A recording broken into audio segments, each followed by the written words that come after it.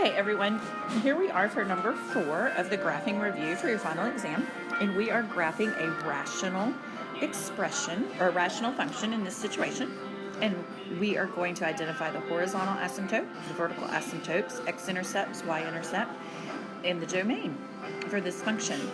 So we are actually going to start with where the function is undefined, which will help us to determine the vertical asymptotes. So if you will remember, you cannot have 0 in the denominator. So that is where we're going to look first. We are going to set the denominator equal to 0.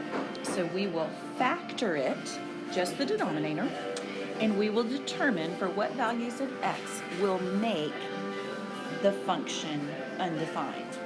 So here is my denominator. I have x squared minus 3x minus 4. I am going to factor that. I'm looking for two numbers whose sum are -3 and whose product is -4. So those numbers are going to be -4 and +1. Because when I multiply +1 and -4 together, I get -4. And when I add them together, I get -3.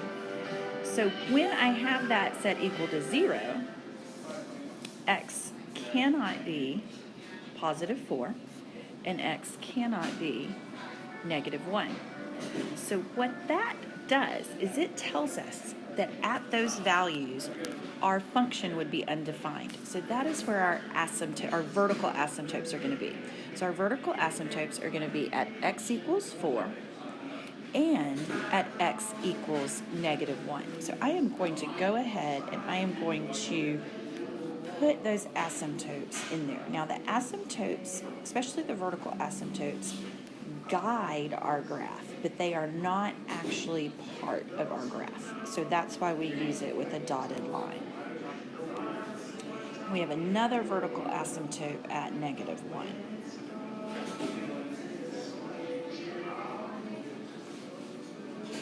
Okay.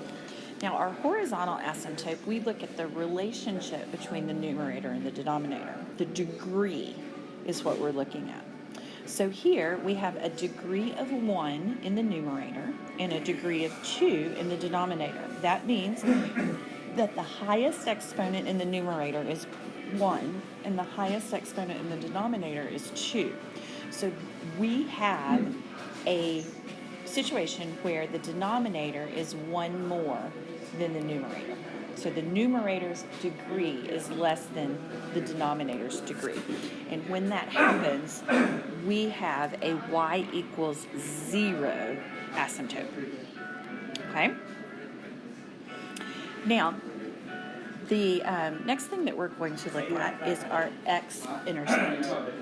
Okay? And we determine what our x-intercept is by solving the numerator. We're going to set the numerator equal to 0. So I have x plus 3 equals 0. So when I solve that, I get x equals -3. So that is my x-intercept.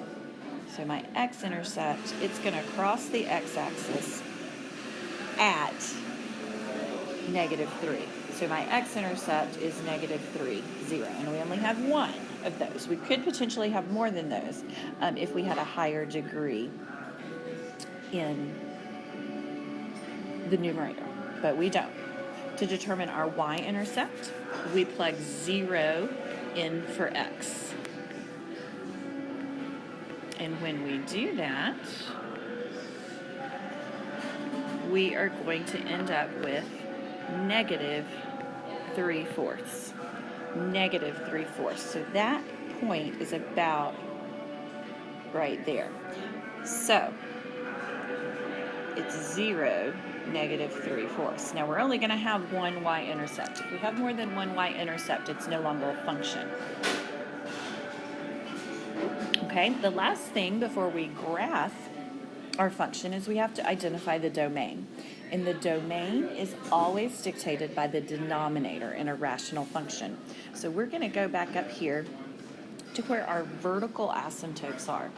These are the values, the +4 and the -1 are the values that our function is undefined. And so we cannot have x equal to 4, and we cannot have x equal to negative 1. So we are going to write that domain as negative infinity all the way up to negative 1. Okay, and I'm using the parentheses because the negative 1 cannot be. That's why we have the parentheses. And then I'm going to have a union. Then I have negative 1 to positive 4, another union, and then 4 to infinity.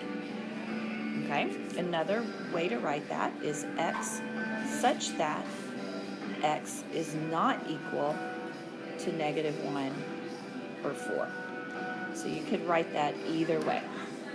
Okay, so now that we have everything labeled, we would use our graphing calculator to help us determine the rest of the graph. So what I would do at this point is in your graphing calculator, and I just want you to kind of look at my keystrokes because sometimes that is different. You've got to be sure that you put the information into the graphing calculator correctly. So when you put this into your graphing calculator, I strongly encourage you to put this in parentheses, okay? Okay, and that will help you keep everything straight because our calculators only do what we tell it to do. So this down here is what you would put into your calculator. It's very important that you have the numerator in parentheses and then you have the denominator in parentheses. And at that point, we would be able to finish our graph.